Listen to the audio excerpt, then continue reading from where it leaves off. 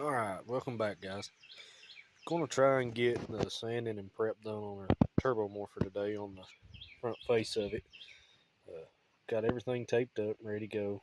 Already hit it with some rubbing alcohol, got what little bit of residue was left from the labels. What I've got here today, very simple. Like I said, I'm gonna try and be a bunch of short videos, clips and stuff I'm gonna piece together just to kind of show how everything goes and this and that. But got my Scotch-Brite pad, got a cup here, basically got some Dawn dishwashing detergent. Like I said, we've already cleaned the face, so we're gonna get that all sanded. Then I'm gonna lay down some primer, hopefully bump it, just get a quick sand on it, and then lay some color on it and see what it looks like.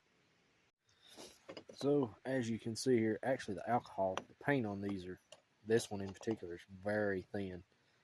Alcohol actually brought more of it off. As a funny side note, I saw one of these online the other night. Someone had listed as a rare red Turbo Morpher. It was nothing more than one that paint had wore off of, and then they just clean the rest off. So you never know what you're going to see sometime. But like I said, I'm kind of happy with the color that I've got picked out. I'm going to just try and show you a little bit of what we got going on here.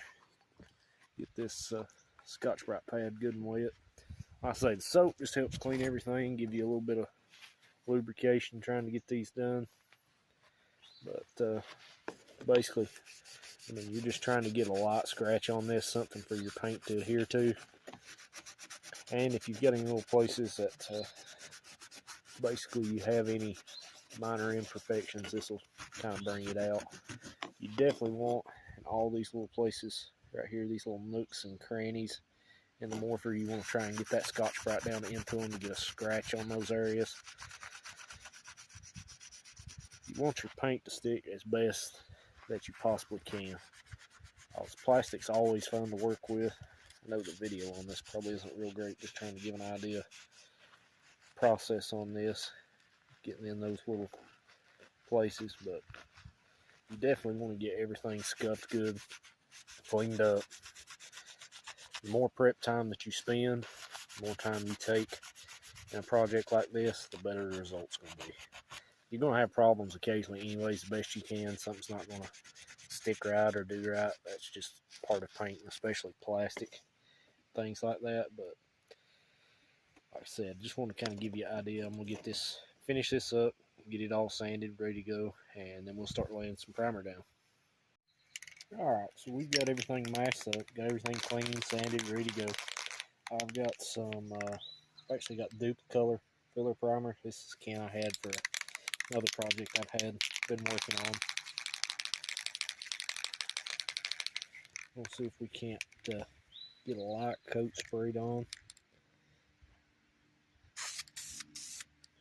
Sure we're spraying out good, don't want any clogs or any spitting or anything like this. So we're just going to put enough on to get a little build. Fill in any scratches or imperfections. The sun's out pretty bright today, so it's causing a lot of shadows on the filming. But as you can see, like I said, I didn't really have a lot of imperfections on this. It was actually pretty smooth, but I wanted to get something on there to kind of bond to the plastic. The more adhesion you've got, the better. What I usually do is like the fingernail test. The spray panels we did for this for a test, I didn't use any primer to see how well it stuck. You can take your fingernail, and if you rake over the paint pretty good, it'll scratch off. That's why I wanted to definitely use a primer on this. Like I said, anytime you're using plastic, you're going to have that, the best you can do. But the more prep we take, the more time we spend on it, hopefully the better product we'll get. We'll let this dry for about 30 minutes. I think that's what it calls for. We'll take that same Scotch-Brite we had and do a wet sand on it just to smooth it up, get everything like it should be. And since we get that dried up, cleaned up, wiped down, we'll shoot a coat of paint on it. Alright guys, I guess this is the moment of truth. We got everything. Try and get a decent look on this. We got everything sanded up. I said the shadows are making it rough today. Taping around the lights is literally a pain in the hind end. It's I left just a little bit of a gap in between with my tape to try and fill in just a little bit in between those, but it is really hard to get those taped up and cut in precise like with a razor blade. But this is what we're using today, just regular Rust-Oleum. I've used it on a lot of stuff. I didn't get the plastic or the plus primer because I said we were using our own primer. The color I'm using is just regular aluminum.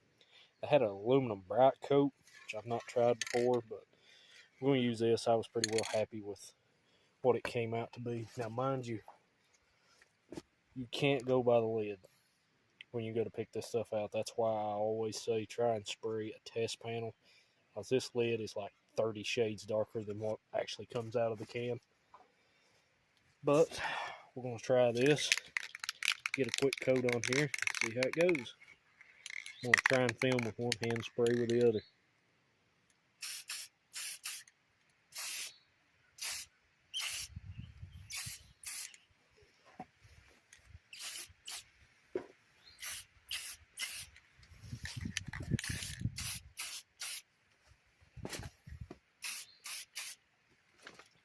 Alright.